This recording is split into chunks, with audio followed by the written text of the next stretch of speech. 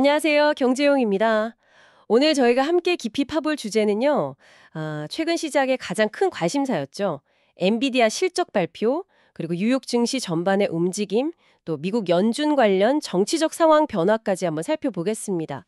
기대랑 실제 결과가 어땠는지, 또 어떤 변수들이 있는지 그 핵심만 좀 짚어보죠. 자, 먼저 엔비디아 실적 발표 직전 그 시장 분위기부터 볼까요? 기대감이 엄청났던 것 같아요. 3대 지수가 다 올랐죠. 네, 맞습니다.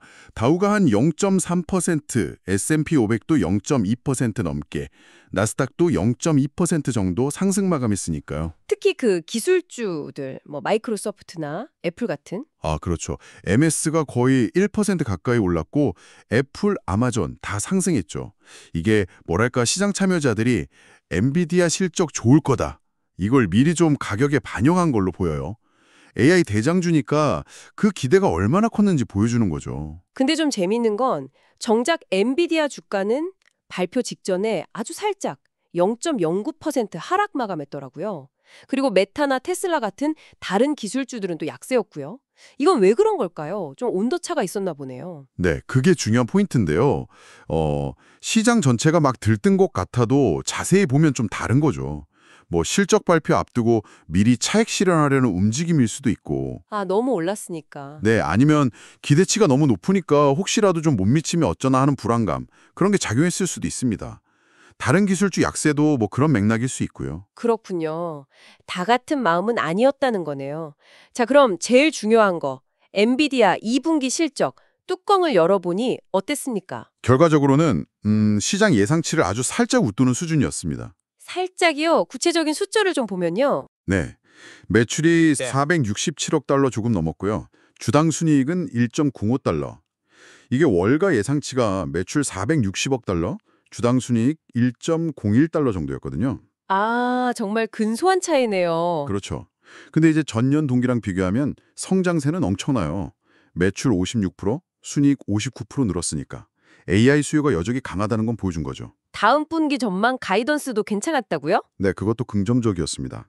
3분기 매출 전망치를 540억 달러로 제시했는데 이것도 월가 예상치보다는 높은 수치였어요. 근데 실적도 괜찮고 전망도 좋은데 주가는 왜 시간의 거래에서 3% 넘게 빠졌을까요? 이게 참 아이러니한데요. 바로 그 점입니다.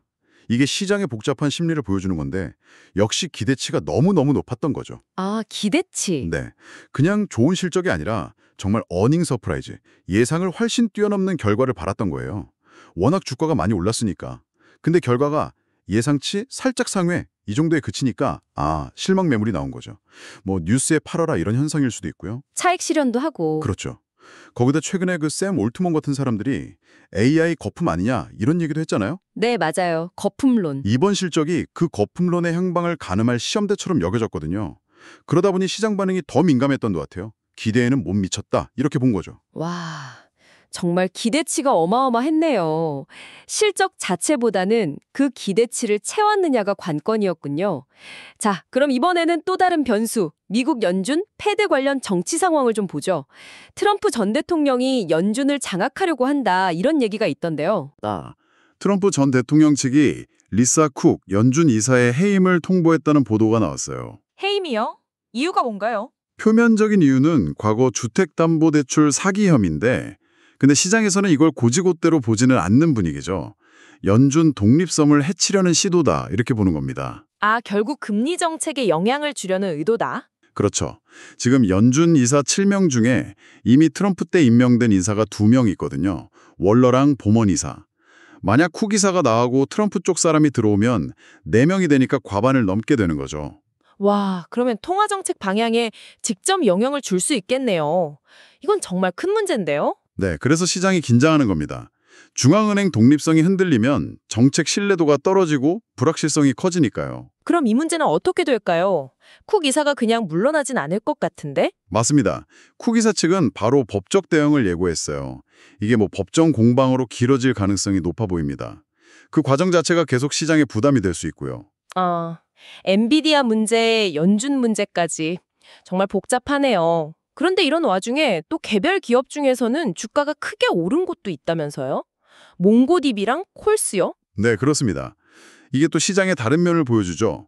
몽고DB 같은 경우는 실적이 예상을 훨씬 뛰어넘으면서 주가가 거의 38% 폭등했고요. 38%요? 와. 네. 또 백화점 체인 콜스도 깜짝 실적으로 24%나 급등했어요. 결국엔 실적이 중요하다는 거군요. 그렇죠.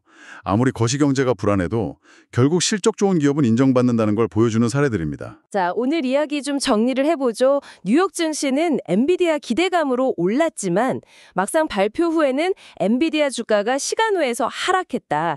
기대치가 너무 높았던 탓도 있고 AI 주식에 대한 복잡한 심리가 반영된 결과다. 이렇게 볼 수 있겠고요. 네, 맞습니다.